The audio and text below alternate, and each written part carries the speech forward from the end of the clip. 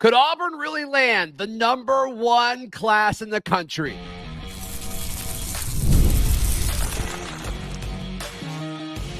You are Locked On Auburn, your daily podcast on the Auburn Tigers. Part of the Locked On Podcast Network, your team every day.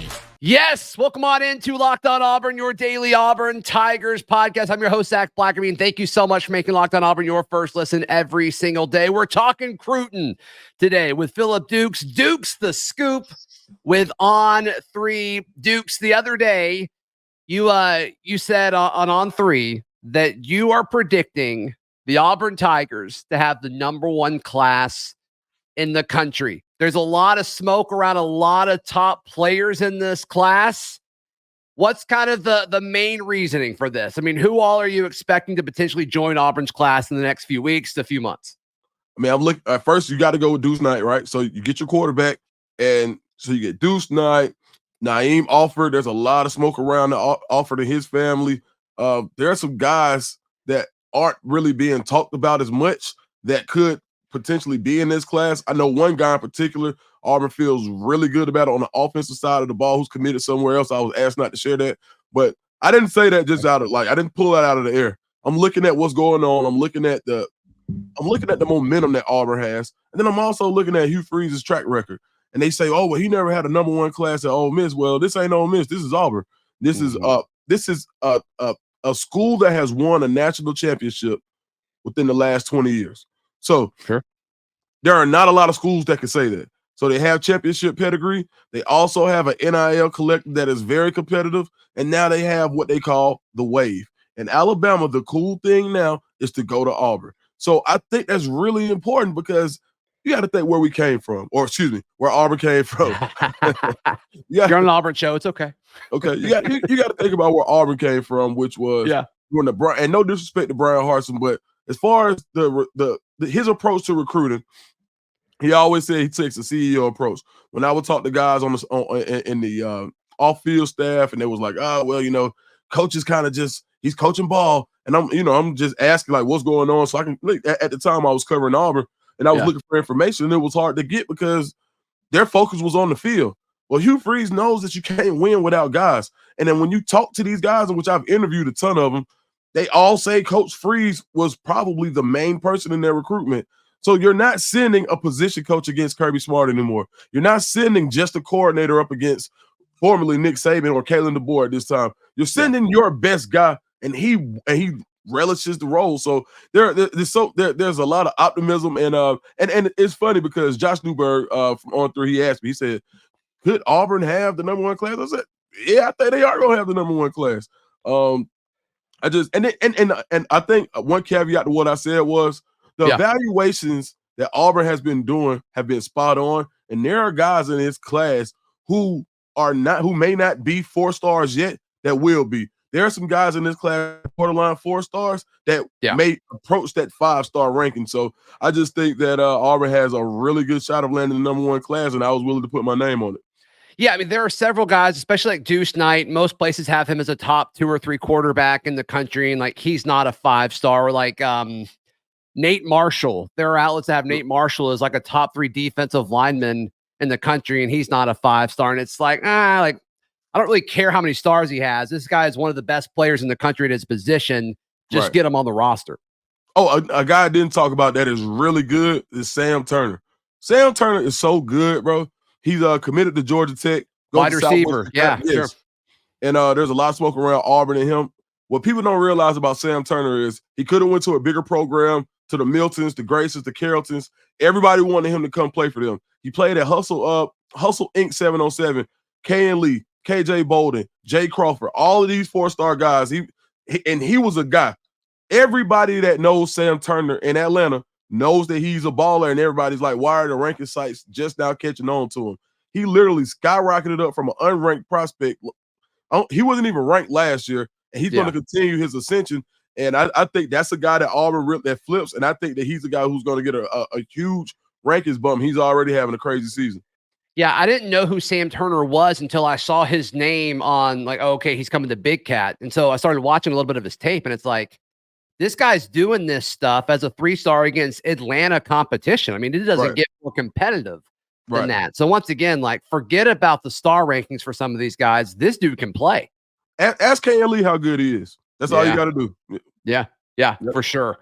So when you look at the guys who could potentially flip soon, I mean, we're all expecting Deuce night soon. Could be this weekend for all we know. There's a lot of smoke about Naeem Offord. I'm not familiar with the timeline, but I'm guessing like it's not going to go to early signing day. You may have more info on that you'd be willing to share. And then other guys like Usman Chroma, he's been crystal balled. I mean, there's just so many of these guys. Like, what's a realistic timeline for Auburn to start seeing some more of these guys get in the boat?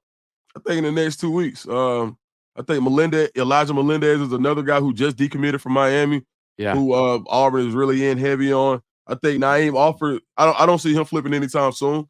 I think that's going to, I talked to his dad maybe 2 days ago. They are going to go see Oregon a little later in the year. And his dad, his brother plays running back at Tulane, Makai Hughes. So his dad is kind of balancing his time. So he's not going to take every visit with Naeem. He wants to be on every visit with Naeem. And in order to do that and see Makai, he's going to have to space it out. So I think that's part of the reason why they won't make their decision until a little bit later in the year.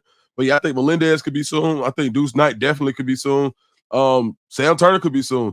And those are three really flippable prospects that are basically all. Everybody says they're Auburn leans right now. It doesn't matter if it's 247 on 3 rivals. Don't matter. Everybody is like Auburn's probably getting these guys. And so when I'm thinking about it, even though it's not public at this point, Auburn is basically sitting on the top 3 class right now. So when you get those, let's say you just get those 3 in the boat. Let's say you get Deuce Knight, Sam Turner, and Elijah Melendez. That class goes into the top 3 range. Now all it takes is a Naeem Offord. Now all of it. And what does Hugh Freeze do every year? He pulls a rabbit out of the hat that nobody was expecting. Last year, it was Amaris Williams. Came out of North Carolina. Nobody talked about him all year long. Everybody was heartbroken about Cam Franklin. Oh my God, the Chicken Little, the sky's falling. We didn't get Cam Franklin. What are we gonna do? And then you just go pull out a borderline 5-star from North Carolina who can play, and I think that's going to happen again this year. Yeah, no, there's no question that Freeze can close around early signing period. I mean, even when he was just here for a month or so, what he did his first signing day here was insane. So there's a name, Dukes, that you said on the clip that made its rounds on social media that I didn't really see coming. I want to ask you about him specifically in just a second. That's coming up next right here on Locked On Auburn.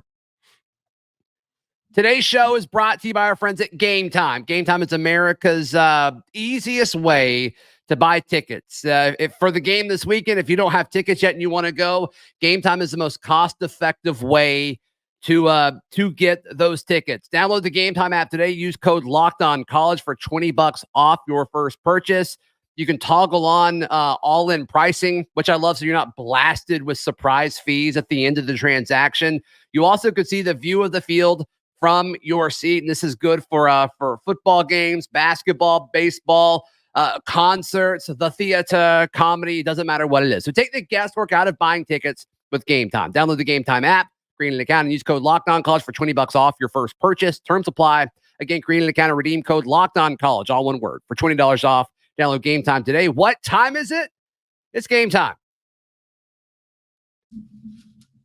All right, Dukes, when we talk about potential surprises, a name you said was Justice Terry. I mean, one of the more respected defensive line players in the entire country. You say Auburn's got a shot with him. Yeah, I mean, they're recruiting him. And I don't count Hugh Freeze and that staff out against anybody. Sure. So when I heard that they were still making contact with Justice Terry, I said, yeah, and it's not. This is by me in no means saying he's an Auburn lean or crystal ball or RPM or any of that. I'm saying that Auburn is still recruiting them, which lets me know that they're going after guys because and they want to show proof of concept, and they're going to circle back. If Auburn continues to win, which I think they will, because what I've seen on Auburn, and I know it was Alabama A&M, but I saw something I didn't see last year that we'll get to in a minute. Okay. But if they continue to provide proof of concept, you don't think guys are going to start turning their heads and saying, man, these guys, why do they have a top 3 class? Oh, they're putting it together on the field too. you're going to circle back on every guy that you've seen in this class that kind of liked Auburn a little bit. That's the top guy. And like, hey, look at me now. What does the nerd do when they get cool all of a sudden? They go check on all the girls that turned them down. Hey, you remember that? That's what happens. When nerds grow up and get rich, they get that good tech job. Hey, you remember Annabelle? Hey, you turned me down for the prom. Look at my Lamborghini. That's what Auburn is going to do as soon as they start to put those wins together on the field. How many wins do they need for them to say, hey, come look at my Lamborghini? Give me at least you can do it being competitive. If you're competitive in every game, you can do it with 8 wins. I think that's feasible. I think that's certainly feasible with the way Auburn's schedule lines up. You mentioned Melendez, the 4-star linebacker, the former Miami commit, who is a very strong Auburn lean right now. Mm-hmm. Tyler Lockhart, another linebacker that was in Auburn's class. He's decommitted, and it still seems like he is interested in Auburn.